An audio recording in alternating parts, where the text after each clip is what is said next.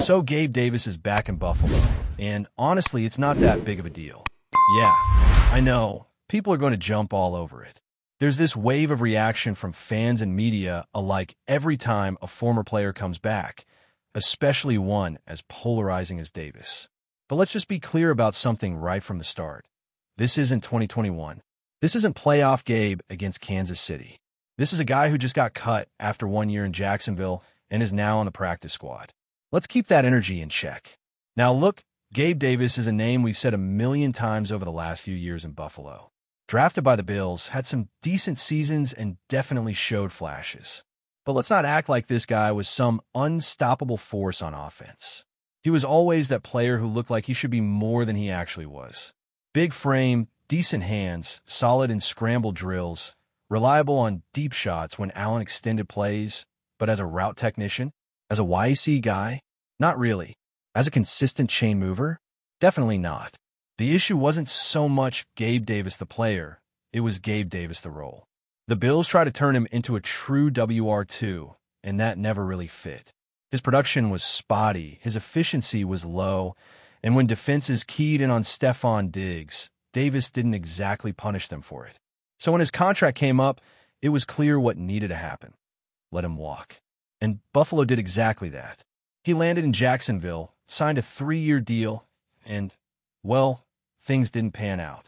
He barely made an impact, struggled to stay healthy, and ultimately was cut after 1 season. A torn meniscus didn't help his cause either. And now, he's back, on the practice squad, not on a multi-million-dollar contract, not penciled in as WR2 or even WR4. This is a WR9 situation. Let's not pretend this is some monumental roster move that's going to shake up the wide receiver room. And yet, here we are, debating it like the Bills just signed prime Julio Jones. To be clear, this move says nothing about Keon Coleman. It says nothing about Josh Palmer or Khalil Shakir or any of the top receivers. It doesn't say anything about how the staff feels about the current offense. It's simply a depth move. A guy who knows the system, who has chemistry with the quarterback, who's trying to get back on his feet and find a second wind in his career. And look, this isn't even unique to Gabe Davis. Jordan Poyer is on the practice squad. Jordan Phillips might be joining the active roster soon. The way NFL practice squads work today is completely different than what fans are used to. 17 players, up to 6 veterans. These spots are no longer just for undrafted rookies or long-term projects. Teams are using them strategically. You want depth? You want insurance? This is how you build it. It's 2025. Time to update the mindset. So what does this actually mean for the Bills? It means they're being smart. You know what happens when you're thin at receiver in November and someone pulls a hamstring? You're calling guys off the street. Or worse, you're giving up draft capital to rent a guy for 2 months. We've seen it. Amari Cooper rumors. Kelvin Benjamin. Even Rasul Douglas last year, although that one worked out. But now if someone goes down, Gabe Davis is a phone call away. He already knows the system, the building, the quarterback. There's no onboarding process. There's no guesswork. That's the real value here. And if they don't need him, great. If everyone stays healthy and the current wide receiver group holds strong, Gabe never needs to be activated. That's the best case scenario, honestly. But if things go sideways, they've got a veteran who's played playoff football, who's caught huge passes in big moments, and who's not going to shrink under pressure. There are worse options to have as your 9th wideout. But let's pivot from the Davis drama for a second. Because while the internet is melting down about a practice squad move, there are real questions facing the Bills in 2025, especially when it comes to growth areas.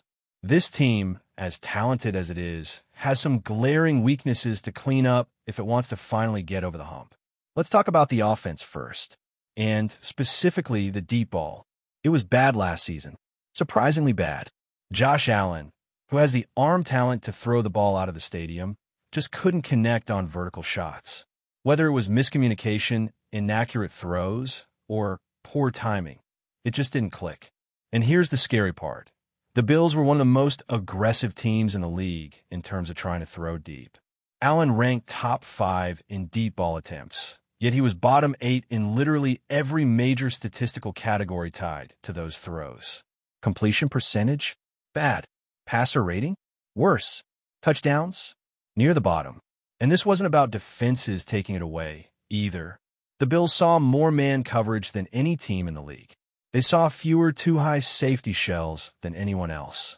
That's exactly what you want if you're trying to hit vertical shots. And yet, the execution was poor. Now, it did get better at the end of the season. Over Allen's final 4 legitimate starts, not including the game against New England where he barely played, he connected on deep passes at a much better rate. We're talking over 60% completion, 5 touchdowns, no picks. There was growth. But if the Bills are going to become a more explosive offense in 2025, this part of the game has to evolve. Allen doesn't need to lead the league in deep ball accuracy, but he has to be at least average. There's too much talent around him for that area of the field to be such a liability. Part of that improvement has to come from the receivers, too. And that brings us to 2 names that carry a lot of weight heading into the new season: Dalton Kincaid and Keon Coleman. These are 2 young players the Bills have invested heavily in, and their growth isn't optional. It's mandatory. They have to be better. Let's talk efficiency. Last year, Kincaid caught just under 59% of his targets. Coleman, just over 50. That's not good enough. If these 2 are going to be top targets for Josh Allen, and they will be, then the catch rates have to rise. We're talking mid to upper 60s at minimum. Otherwise, you're asking your quarterback to force passes to guys who can't consistently bring them in. That's how drives stall. That's how turnovers happen. Some of this is on Allen, no question. Accuracy was inconsistent, especially when targeting Kincaid beyond 10 yards. The numbers get ugly. Less than 40% of those targets were even catchable. That's rough. But chemistry takes time. Reps matter. And after a full offseason with both of these guys, there's every reason to believe the connection will improve. And it has to, because when you invest draft capital and reps into players like this, you're tying them to your quarterback's long-term success. This isn't just about 2025. This is about what the Bills' offense is going to look like for the next 5 years. If Kincaid and Coleman don't develop, it forces you back to the drawing board. And in this window, where Josh Allen is in his prime, that's not a place you want to be. So, yeah, while the Gabe Davis thing grabs headlines, the real story is the evolution of the offense. Can a vertical game improve? Can Coleman and Kincaid become consistent, trusted weapons? Those are the questions that are going to determine whether this team finally breaks through the glass ceiling. Now, here's the part that might actually make you feel worse. This wasn't a one-year drop-off. The red flags started the year before. In 2023, the Bills were already slipping in third down efficiency. They were middle of the pack then, not terrible, but definitely not elite.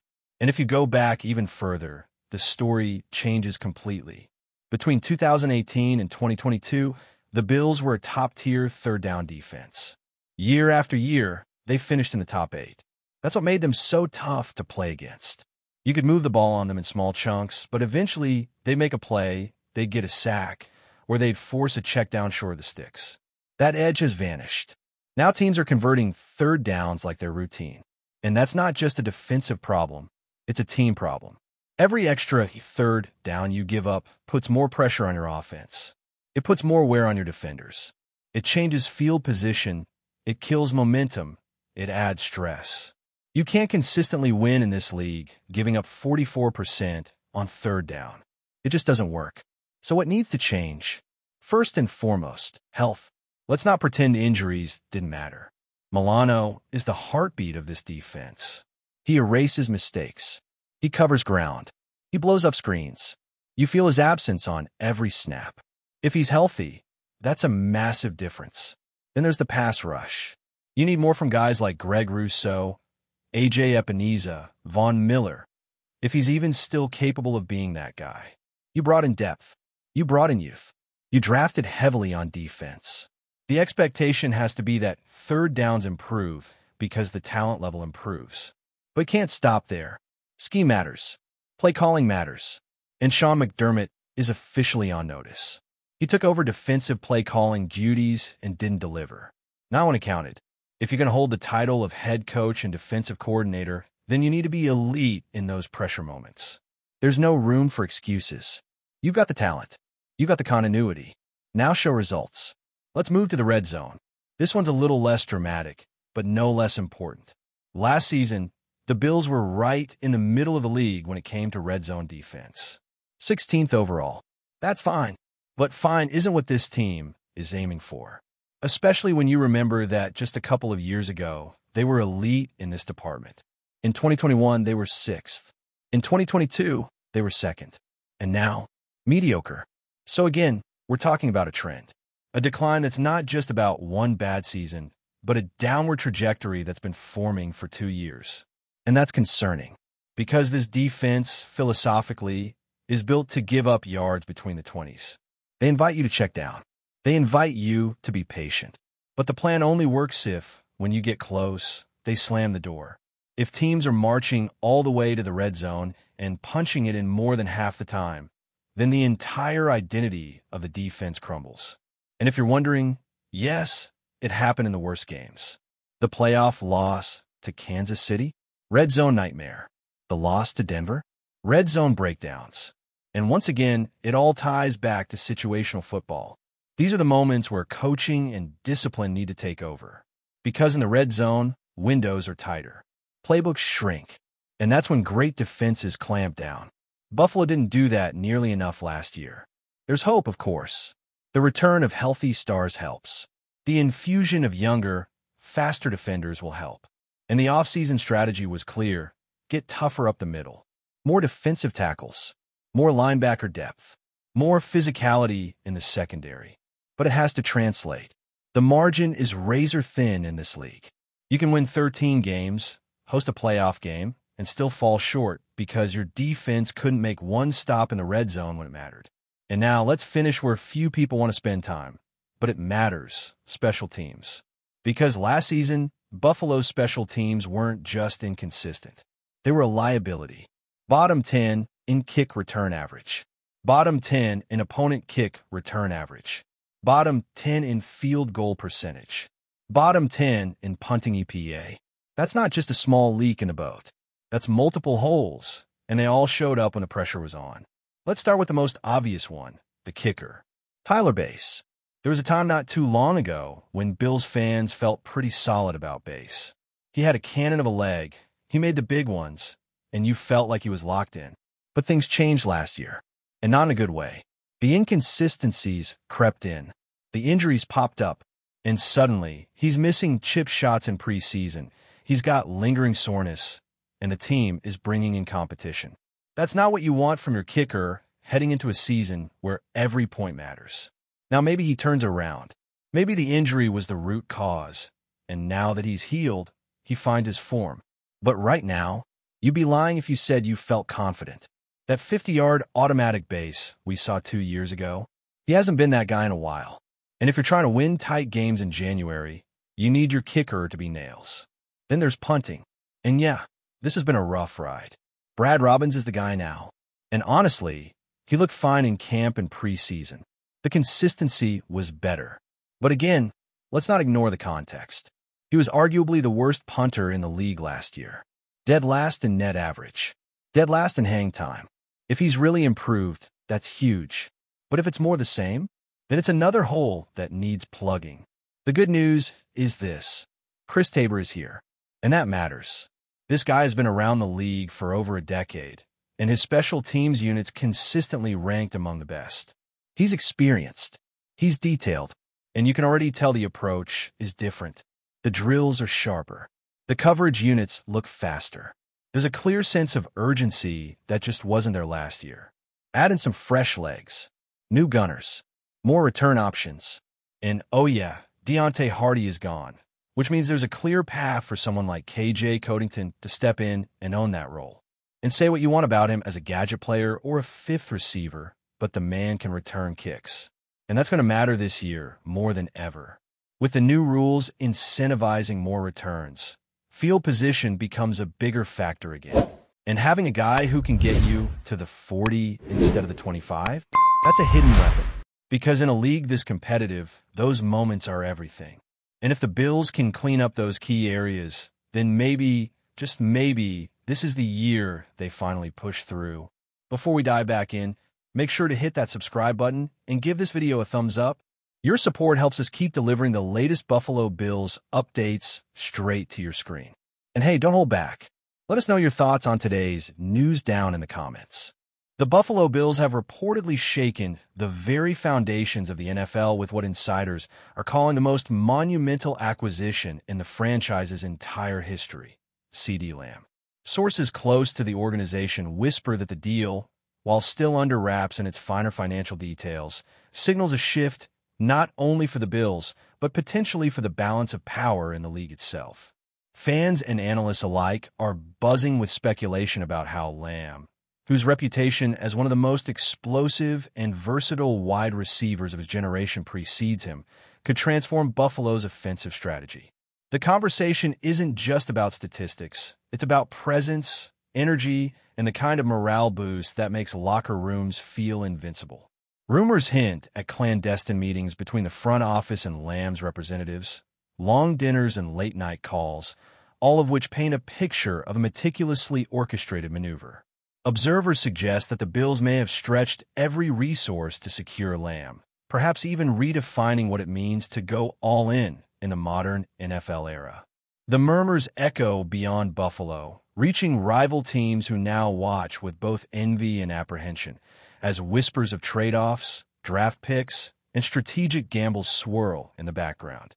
Talk of Lamb joining the Bills has ignited a storm across social media, where fans dissect every potential formation and offensive scheme he might fit into.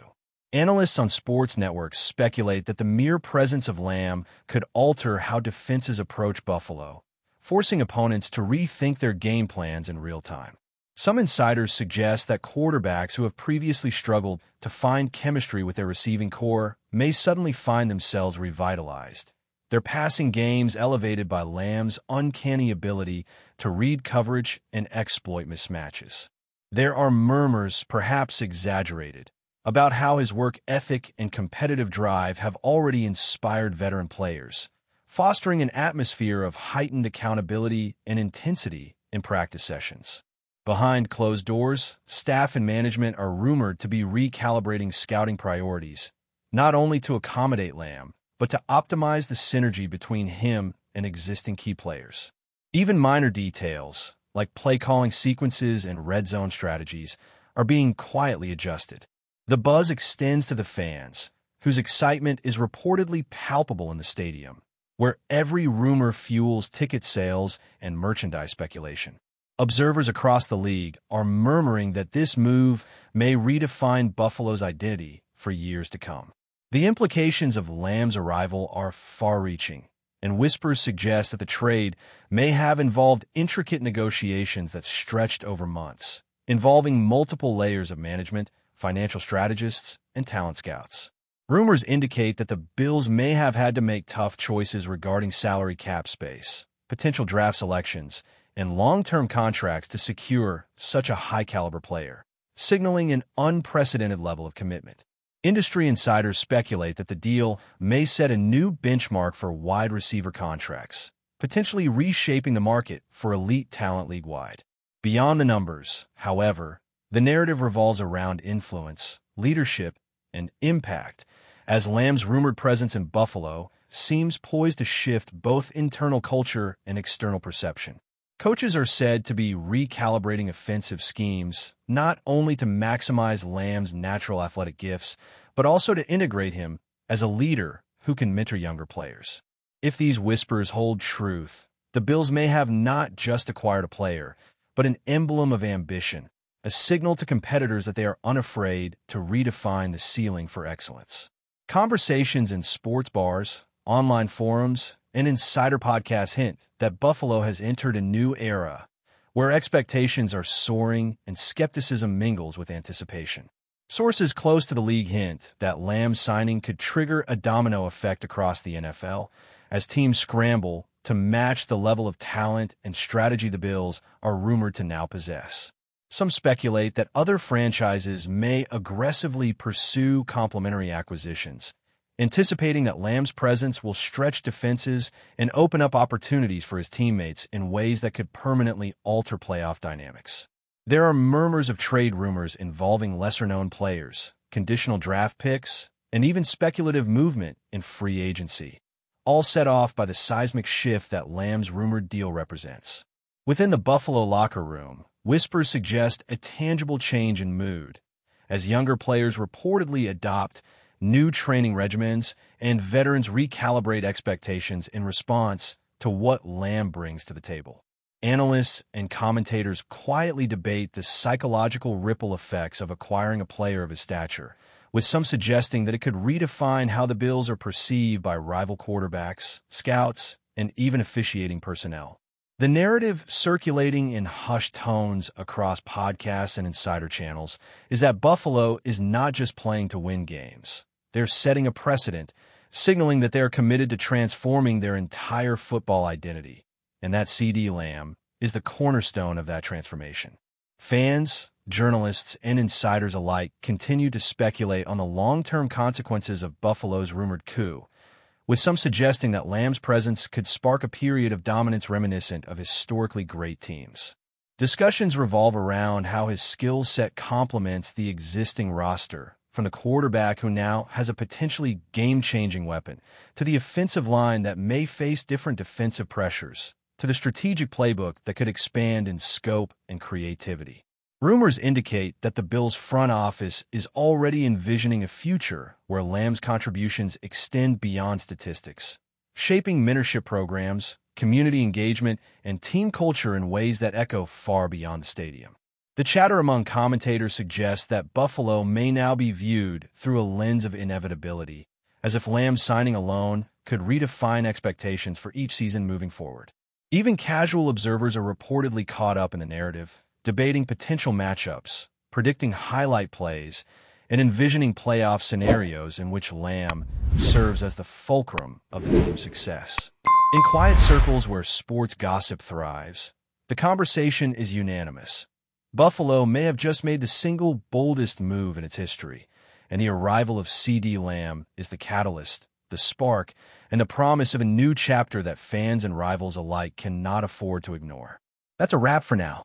If you enjoyed the video and want to stay on top of all things Buffalo Bills, make sure to subscribe and hit that like button.